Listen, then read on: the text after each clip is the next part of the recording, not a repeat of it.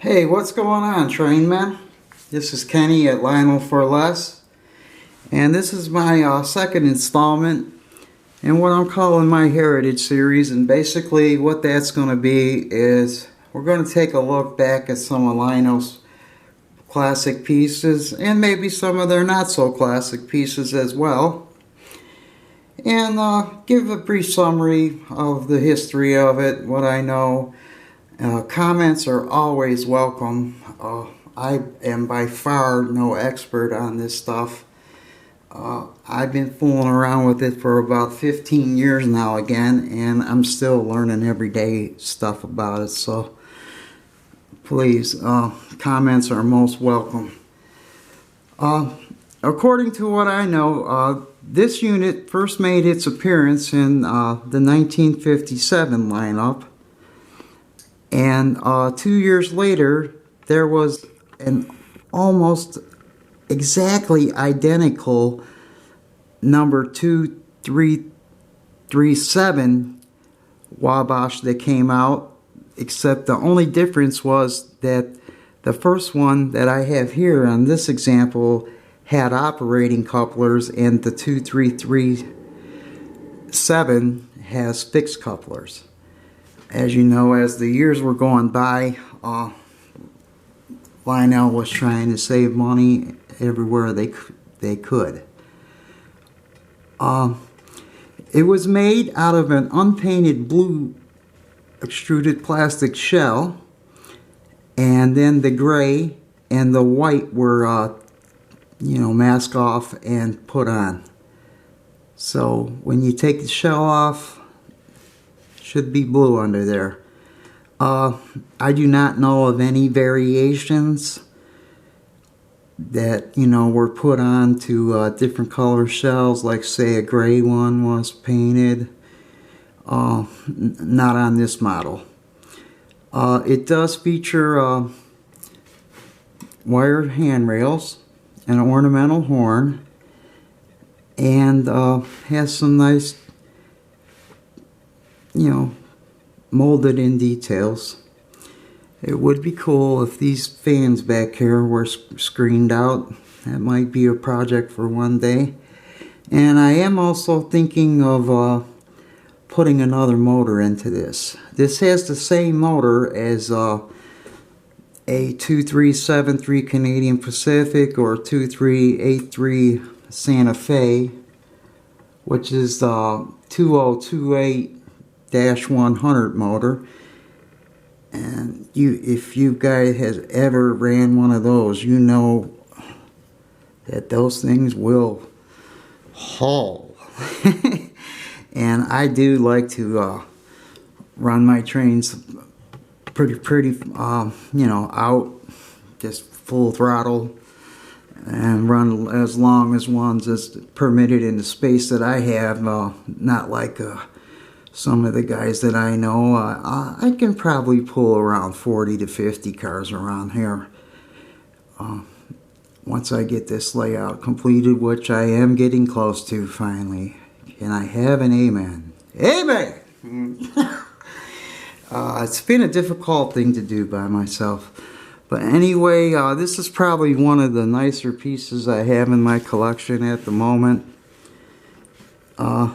They were famous for the screw cracking here down at the hole where you took the body off, because the shells were molded just a little bit smaller than they should have been. If I can get this turned around, show you the other side. It's equally as clean and has the same exact details as the other side.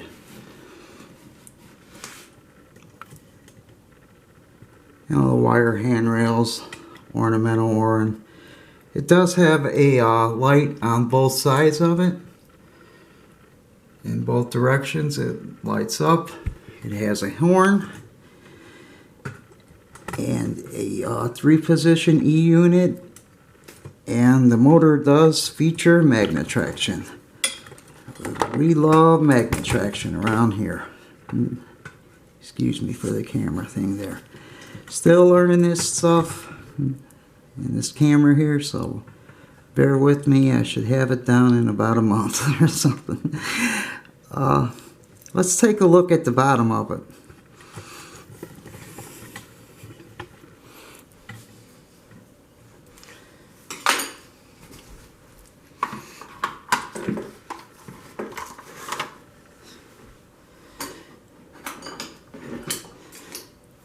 There you see on the bottom we have the magnet traction truck and the power truck right there.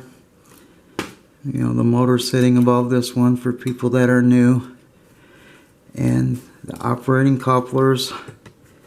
In the fuel tank there is a D-cell battery that operates the horn, and the other truck has the pickup rollers on it, which I said I am planning on getting another power truck and putting another motor in here, so we'll really have something. Like I said, this piece is almost too nice for me, because I do run my stuff full out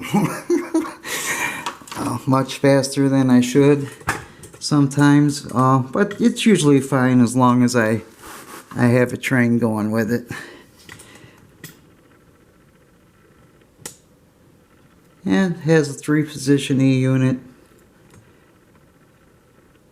Just had the nice molded in details. The Wabash Herald decal underneath the cab.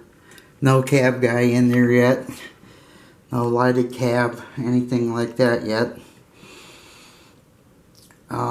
Like I said, it did have a twin, the 2337, that came out 2 years later.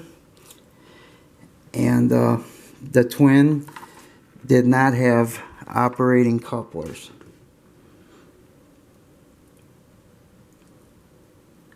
So, looks like we messed around and got the better version of it. Alright. So, to wrap this up, I'm going to say that I was very fortunate. I got a good deal on this the other day. It is one of the nicer pieces in my, what would you call it? I guess collection. In my stable, I was thinking. And I'm going to enjoy just running the daylights out of it. So hopefully it will not be flying off any curves or anything. I'll make sure I got a nice long heavy train hooked onto it. Once again, the Lionel 2339 Wabash GP7 from the lineup in 1957. This is Kenny at Lionel for Less. I'm just getting going really here on YouTube. I'm more of a restorer guy and things like that, and tips and tricks. If you like the videos, please subscribe. Maybe you know, I can learn from you. And if I can share anything with you, I'm more than glad to. Thanks for tuning in, and look forward to more tips and tricks videos and more videos in our Heritage series. Thank you.